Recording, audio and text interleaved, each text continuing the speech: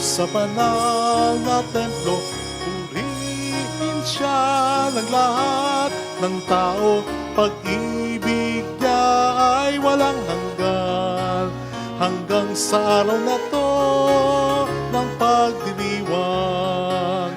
Pag-ibig niya ay walang hanggan, hanggang sa araw na to ng pagdiriwang.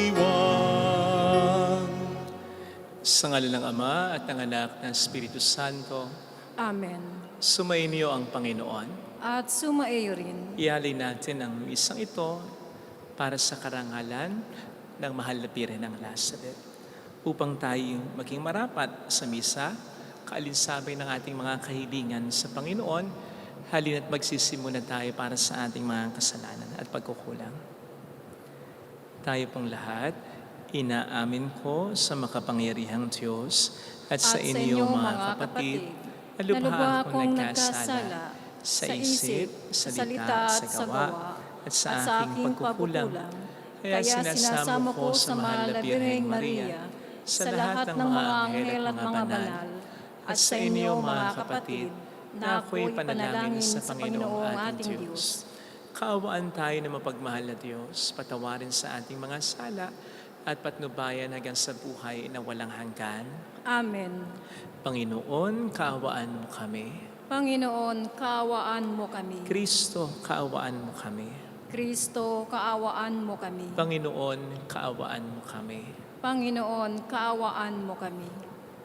Yumuko tayo, maaaring ibulong sa Panginoon ang ating intensyon. Dasal natin ang mga may sakit at ang mga nag-aalaga sa kanila. Manalangin tayo.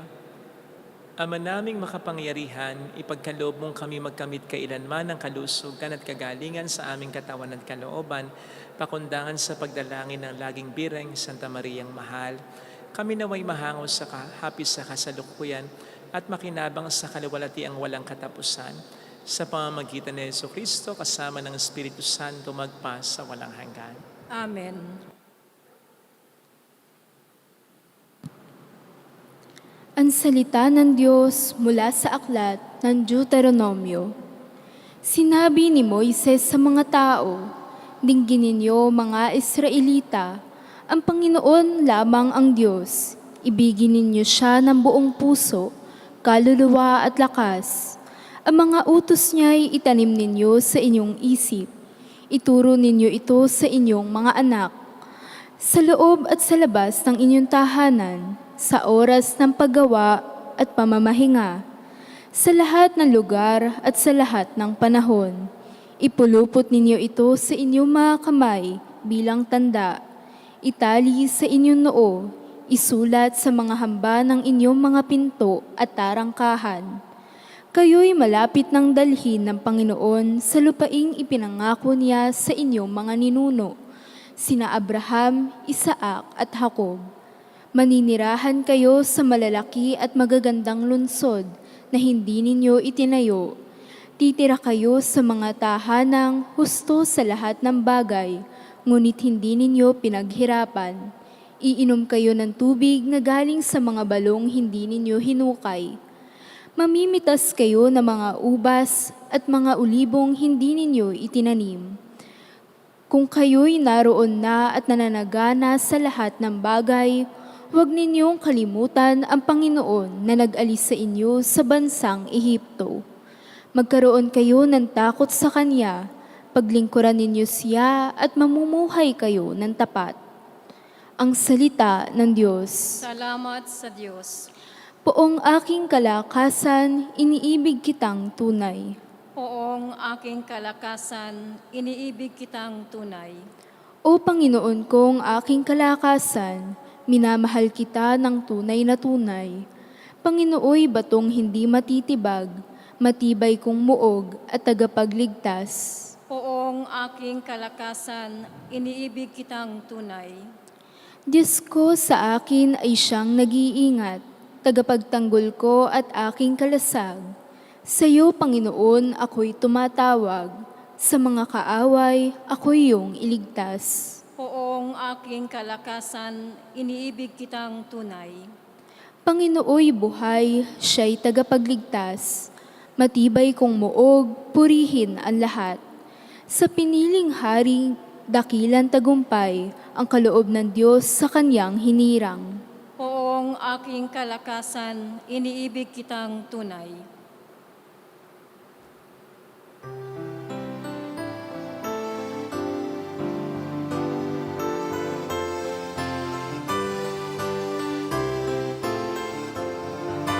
Hallelujah,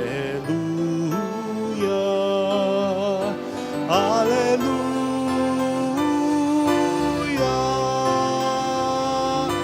Hallelujah, Hallelujah.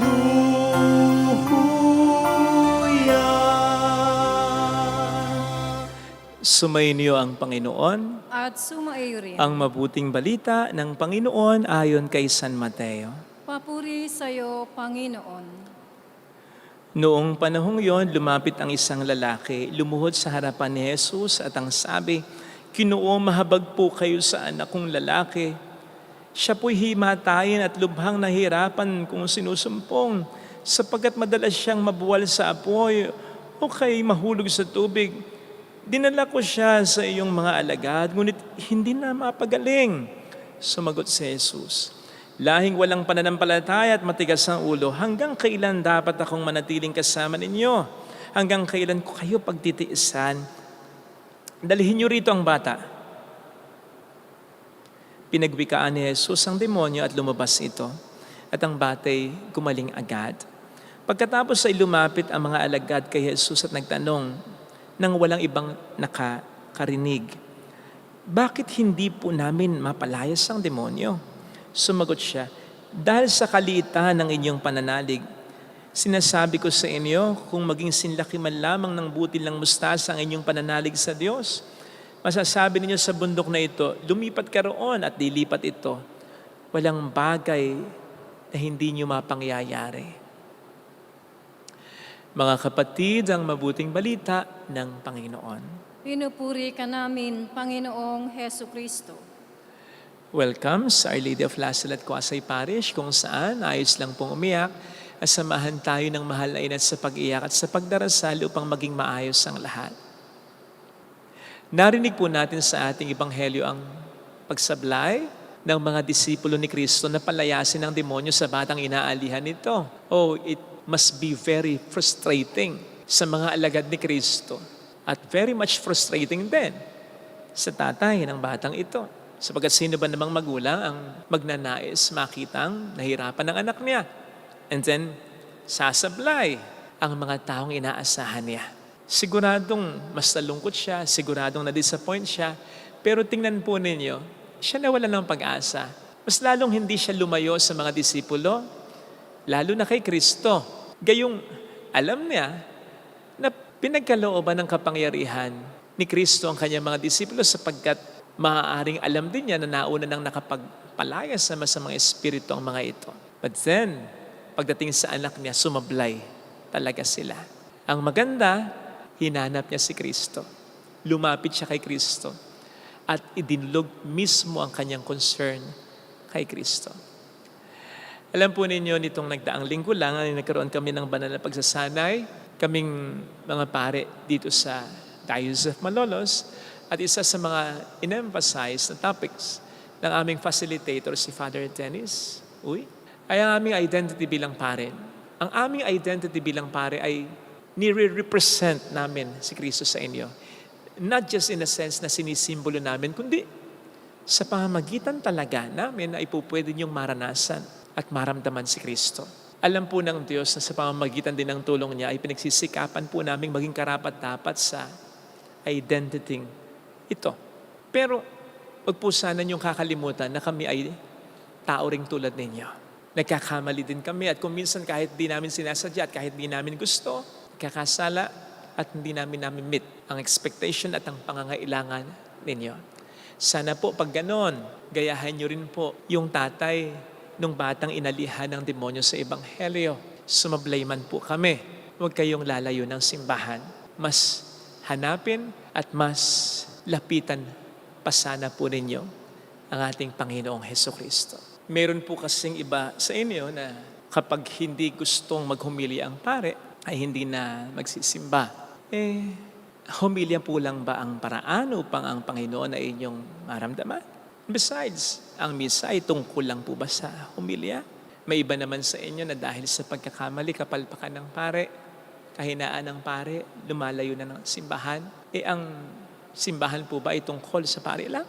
We must therefore look beyond. Mananagot po kami sigurado sa aming mga kasalanan, pagkukulang, kung hindi namin gagawin ang aming parte upang maging karapat-dapat na maging representative sa inyo ni Jesus. Kahit papaano lang. Pero sana'y huwag niyo pong idadamay ang Panginoon sa kapalpakan, pagkakamali, pagkukulang namin sapagkat kami kanyang instrumento lang. Gayon din naman para sa atin mga disipulo, tagasunod ng Panginoon.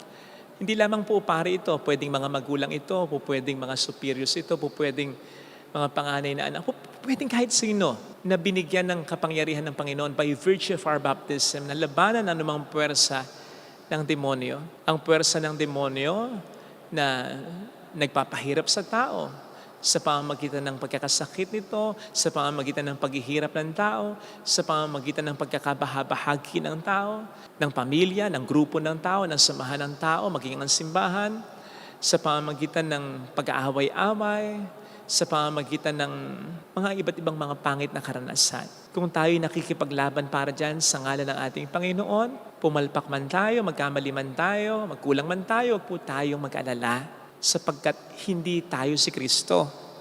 Hindi tayo ang totoong tagapagligtas ng mga tao. Instrumento lang po tayo. Kaya tulad ng mga disipulo, huwag tayo mawawala ng pag-asa. Sa halip, dumulog ulit tayo sa Panginoon, mag-recharge tayo sa pamamagitan niya. Sa pamamagitan ng pagdarasal, sa pamamagitan ng pananalangin, sa pamamagitan ng pagninilay at paniniwala muli sa salita at mga pangako niya. At maniwala tayo, sinasabi niya ngayon sa ating ebanghelyo na kahit gagaputil na ng mustasa, ang ating pananampalataya ay may mangyayari pa ring maganda. Hindi naman po sinasabi dito na dapat ay maging maliit lamang ang ating pananampalataya. Hindi. Ang sinasabi dito sa palagay ko ay kahit na maging kasing liit na lamang ng butil ng mustasa, ang pananampalataya natin sa una ay malaki talaga pero pinaliit na unti-unti ng maraming mga pagsubok at problema. Kahit yung gagabutil ng mustasa na pananampalataya na yun ay huwag nating isusuko. Huwag nating ibibigay sa diablo. Huwag nating aalisin. Sabi ko nga minsan sa sermon ko, kahit na isang daliri na lang ang nakakapit sa atin, patatagin pa rin natin, palakasin pa rin natin, ibuhos pa rin natin ang mga natitirang lakas natin upang i-maintain pa rin ang pananampalataya ngayon.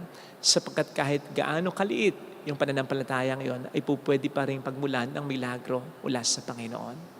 Pwede naman po kasi talagang sumablay, masira, magkamali, magkulang ang dinadaluyan ng biyaya. Pero hindi ang pinagmumulan nito. Ang tao, oo, pero hindi ang Diyos. Kaya nga po, sa ating unang pagbasa, nandun ang utos na mahalin natin ang Diyos ng buo. Hindi ang tao, hindi ang kahit ano. Sapagkat ang kahit ano, maging ang kahit sino, ay pwede tayong biguin. Pero hindi ang Diyos na pinakamakapangyarihan, pinakamaasan at nagmamahal sa atin. Besides, tandaan natin, hindi lang isa ang pwedeng maging daluyan o pwedeng maging instrumento ng biyaya ng Diyos. Napakarami pa.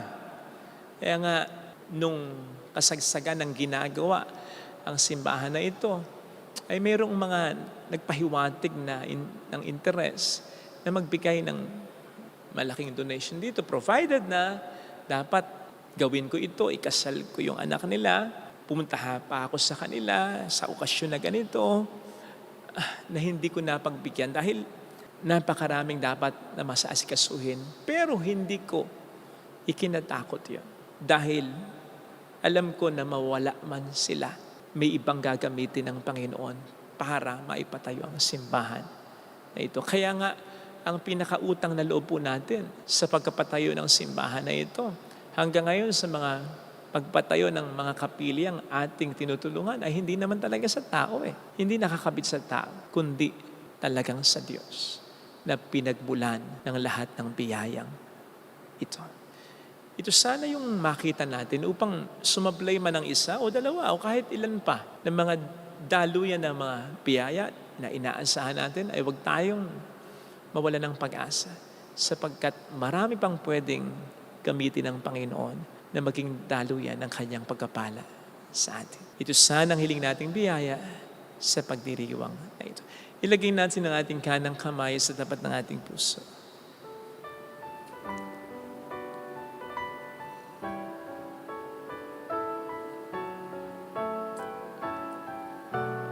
Awitin natin. Alam kong may magagawa ang Diyos.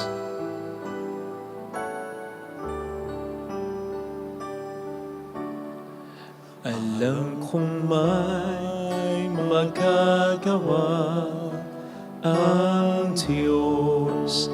Alam kong may magagawa ang Diyos. Alam kong may magagawa ang Diyos. Kung ako'y magtatapat, Kung ako'y magtatapat sa Kanya'y maglilingkod. sa Kanya'y maglilingkod. Alam kong may magagawa ang Diyos. Kung may magagawa ang Diyos. Alam kong di ringkin ng Diyos ang samo ko Alam kong di sapagkat mahal niya ako. ng Diyos ang samo ko. Alam kong di ringkin ng Diyos ang samo ko Alam kong di ringgin ng Diyos sapagkat anak ang niya ako. samo ko. Kung ako'y magtatapat, Kung ako'y magtatapat sa Kaniya'y maglilingkod. sa Kanya'y maglilingkod. Alam kong di ringkin ng Diyos ang samo ko. Pikit natin ang ating mga mata. Panginoon, ipinagdarasal po namin ang bawat isa, lalong-lalo na yung mga na-disappoint at sobrang nalungkot, na sumablay ang mga taong inaasahan nilang magmamahal, magiging tapat sa kanila, magkakaroon ng utang na loob sa kanila, magkakaroon ng pagtingin sa kanila, magkakaroon ng pagpapahalaga sa kanila, maasahan nilang makakasama nila habang buhay o habang nabubuhay sila pero maagang nawala. Panginoon, maunawaan ng mga taong ito na hindi lamang yung taong yon, gaano man ang naitulong nito, gaano man ang pagmamahal nila sa taong ito, gaano man sila kamahal ng taong ito, hindi lang yon ang daluyan ng biyaya mo. Maging bukas nawa ang kanilang isipan, maging matatag nawa ang kanilang pananampalataya. Alleluia! Purihin ng Diyos. Hallelujah! Hallelujah. Minsan nga, inaalaw ng Panginoon na mawala ang mga daluyan ng kanyang biyaya para mas matutok tayo sa Kanya na pinagmumula ng biyaya. Hallelujah! Dapat ang Panginoon pa rin. Hallelujah! Siya pa rin dapat ang una. Siya pa rin dapat ang pinakamahalin. Babalik ang Panginoon upang tayo ay kunin. Tapat siya sa kaniyang mga pangako sa atin. Sabihin mo sa sarili, mayroong magandang mangyayari sa iyo at gagawin ito ng Panginoon sa maraming pwedeng paraan at pagkakataon at panahon.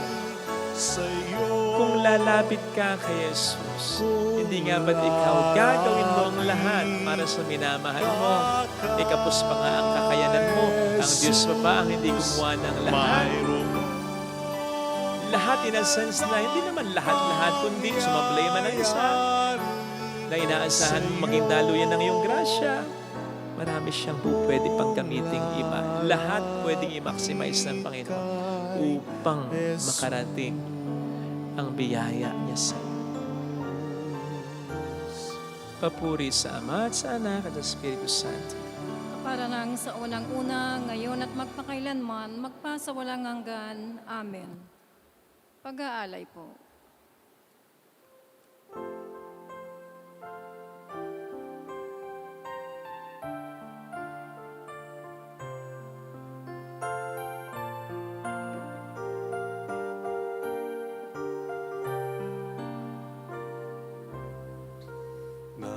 Nahayag ang iyong kadakilan sa tinapay at alak na laan, patikim kaligtasan. Halik ng langit sa amin iyong sambayanan. Ang iyong katawan ay inihain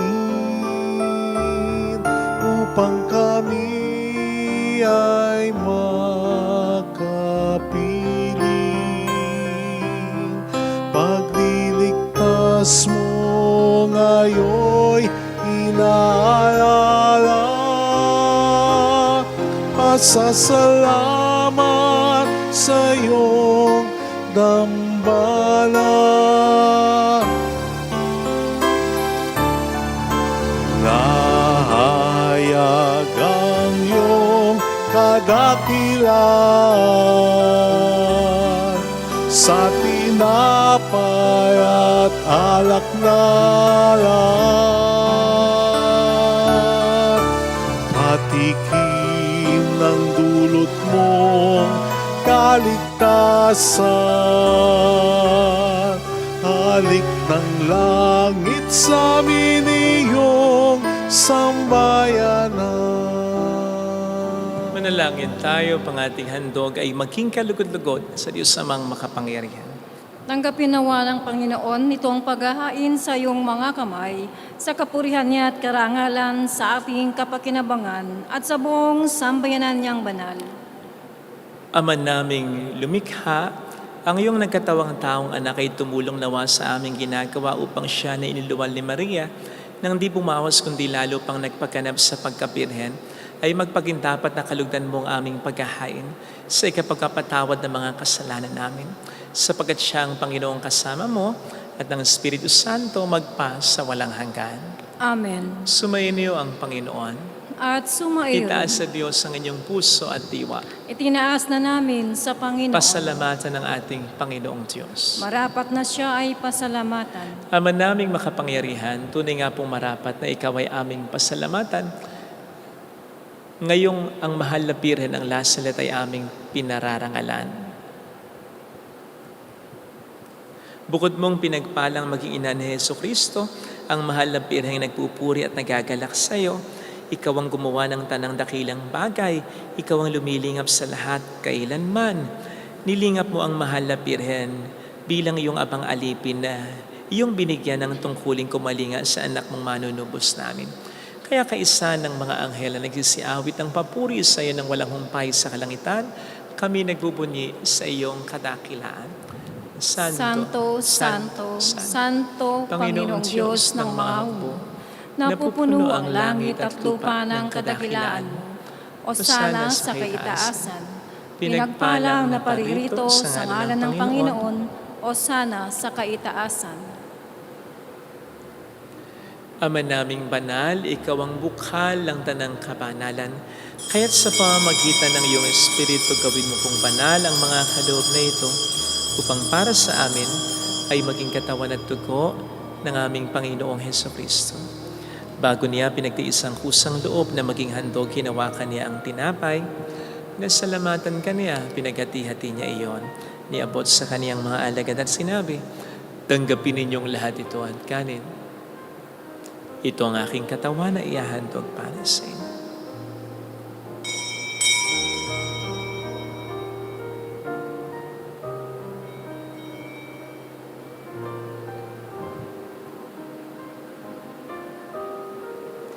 Kaya din naman nang matapos ang hapunan, nawakan niya ang kalis. Muli kaniyang pinasalamatan. Inibot niya ang kalis sa kaniyang mga alagad at sinabi, tanggapin ninyong lahat ito at inumin. Ito ang kalis ng aking dugo ng bago't walang hanggang tipan. Ang aking dugo na ibubuhos para sa inyo at para sa lahat sa ikapagkapatawad ng mga kasalanan. Gawin niyo ito sa pag-alala sa akin.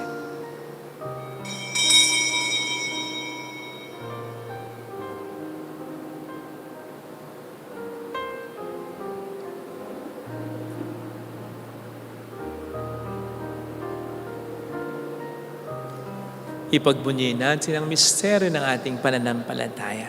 Si Kristo ay namatay, si Kristo ay nabuhay, si Kristo ay babalik sa wakas ng panahon. Ama, ginagawa namin ngayon ang pag-alaala sa pagkamatay at muling pagkabuhay ng iyong anak, kaya inialay namin sa iyong tinapay ng buhay at ang kalis ng kaligtasan. Kami nagpapasalamat dahil kami iyong minarapat na tumayo sa harap mo para maglingkod sa iyo. Sinasamo namin kami na magsasalo sa katawan at dugo ni Kristo ay mabuklod sa pagkakaisa sa pamamagitan ng Espiritu Santo. Ama, lingapin mo ang iyong simbahang laganap sa buong daigdig. Puspusin mo kami sa pag-ibig kaisa ni Leon na aming Papa, ni Dennis na aming Obispo at ang Tanang Kaparian.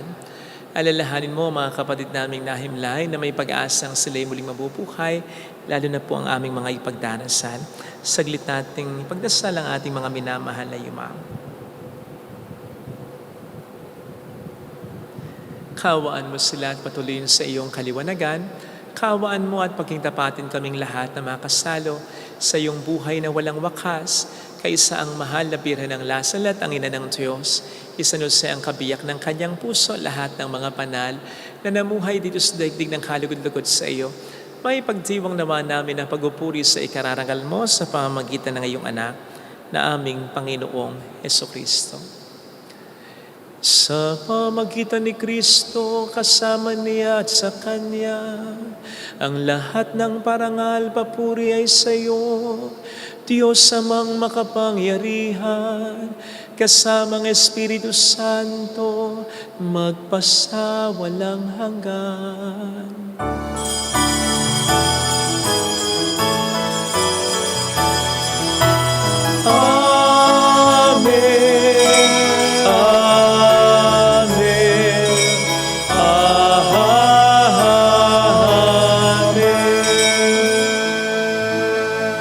Tumawag tayo sa ating Ama.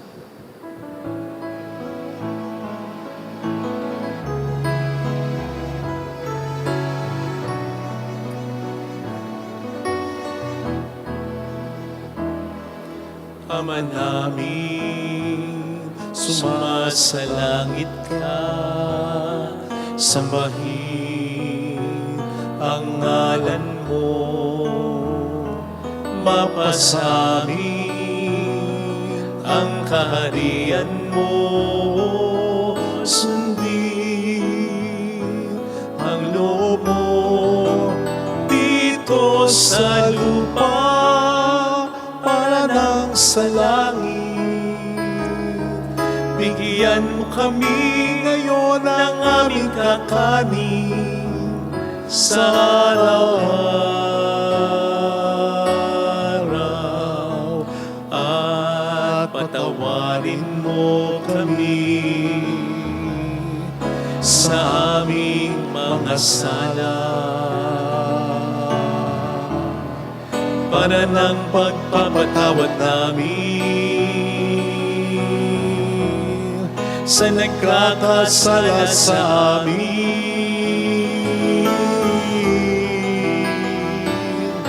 At huwag mo kami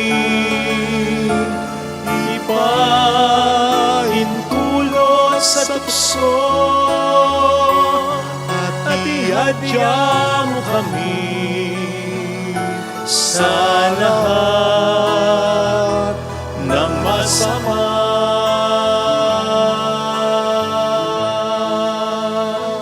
Niling namin kami adya sa lahat ng masama, pagkalooban ng kapayapaan araw-araw, iligtas sa kasalanan sa kapahamakan sa mga seryosong karamdaman, samantalang aming pinaghahandaan ang dakilang araw ng pagpapahayag ng tagapagligtas namin sa Hesukristo. Sapagkat iyo ang kaharian, ang kapangyarihan at ang kapurihan magpakailanman. Amen. Panginoong Hesukristo, sinabi mo noon, sinasabi mo rin sa amin ngayon, kapayapaan ang iniiwan ko sa inyo, ang aking kapayapaan ang binibigay ko. Tunghayan mong aming pananampalataya, huwag ang aming pagkakasala. Pagkalooban mo po kami ng kapayapaan at pagkakaisa sa iyong kalooban, kasama ang Espiritu Santo magpasa walang hanggan. Amen. Ang kapayapaan ng Panginoon ay sumainyo nawang lahat. At sumaiyo rin. Magbigayan tayo ng kapayapaan sa isa't isa. Kapayapaan po. Peace be with you. Kordero ng Diyos na nag-aalis ng mga kasalanan ng sanlibutan, maawa ka sa amin.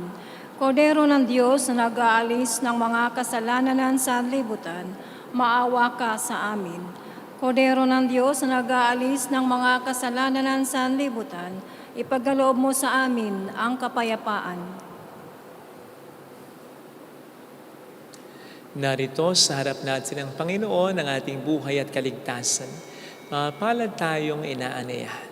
Panginoon, hindi ako karapat-dapat na magpatuloy sa iyo, ngunit sa isang salita mo lamang ay gagaling na ako.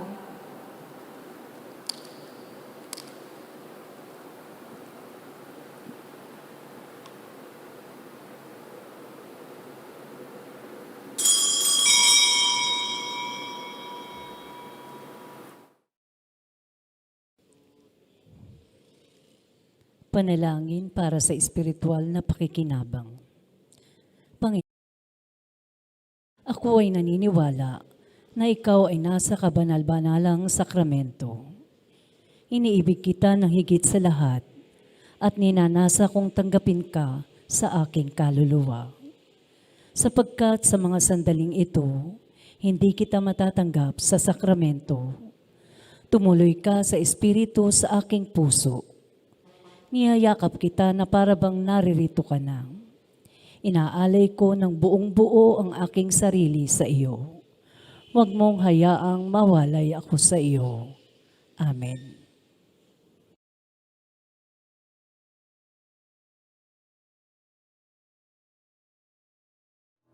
Nabatid ko nga at natanto sa kasulatan yung turo. Pakikinggan ito at itatago ko sa sulok ng puso.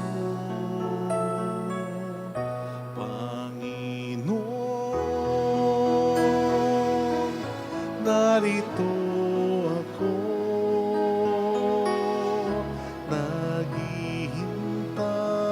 naghihintay sa utos mo. Lahat ng yaman ko, alay ko sa'yo. Ikaw ang tangi sa buhay ko.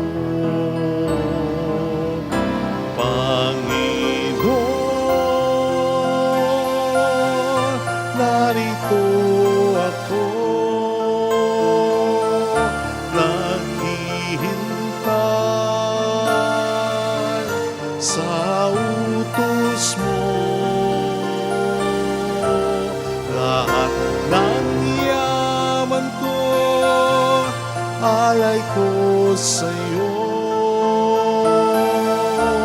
Ikaw ang tangi sa buhay ko. Panginoon,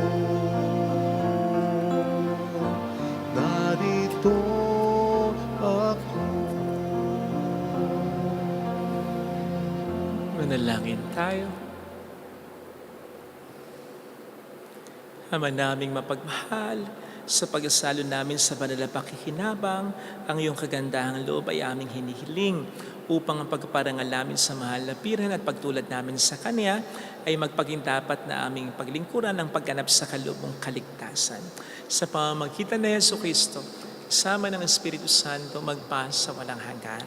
Amen. Holy God, Holy Mighty One, Holy Immortal One, Have mercy on us and on the whole world. Holy God, Holy Mighty One, Holy Immortal One, Have mercy on us and on the whole world. Holy God, Holy Mighty One, Holy Immortal One, Have mercy on us and on the whole world. Jesus, King of Mercy, We trust in you. alalahanin. Alalahanin, O mahal na Birhen ng Lasalet, Ina ng pag-asa, Ikaw ang nagpaalala sa aming magbalik loob sa Ama. Ito ang nagpapatunay na ang kagandahang loob mo'y nanatiling busilak. Sa pag-aaruga mo sa amin, tungkulin mo'y tinupad. Sa paanan ni Kristo, itinuring mo kaming mga tunay mong anak. Kaya ninais mong lisay huwag mapahamak. Maging sa iyong walang tigil na pananalangin, pati luhay pumatak. Huwag naman mawala ng saysay ang iyong paghihirap. Hiling nawa namin sa iyo, o aming inang liyag, na matapos ang pakikibaka namin sa mundong ito, at sa pananatili namin tapat kay Kristo, sa kapurihan mo'y makibahagi kaming ganap, upang kung nasaan ka ngayon ay maparoon din kaming lahat. At ang kaganapan ng kalwalatian ng Diyos Amay, tuluyang matupad siya nawa. Mahal na pira ng lasalat, tagapagkasundo ng mga makasalanan. Ipanalangin mong walang patid kaming mga dumudulog sa iyo. Marami pong salamat sa inyong pakikisa at sa mga tinutulong po ninyo sa Kwasay Parish na ito na nagiging dahilan para marami rin ang matulungan po natin sa pamamagitan ng kagandahang loob ng Diyos na mga ibinibigay po ninyo. Salamat po. Marami pong salamat. Panginoon na po ang bahala din sa inyo. Sumainyo ang Panginoon. At sumaiyo rin. Pagpalain kayo kasama ng ating pamilya na mapagmahal na Diyos, ng Ama at ng Anak at ng Espiritu Santo. Amen. Pumayo tayo sa kapayapaan ni Kristo. Salamat sa Diyos.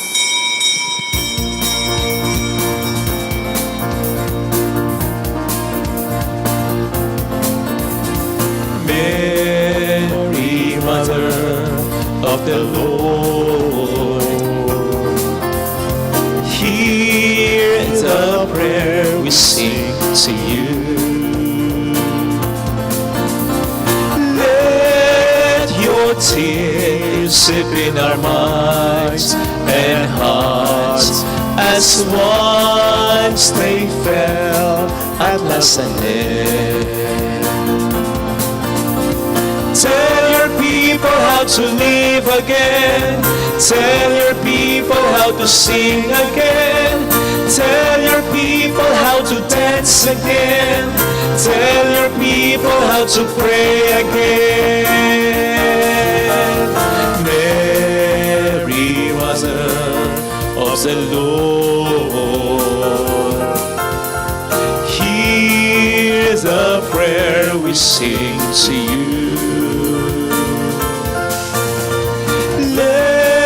Your tears sip in our minds and hearts, as once they fell at last and lay.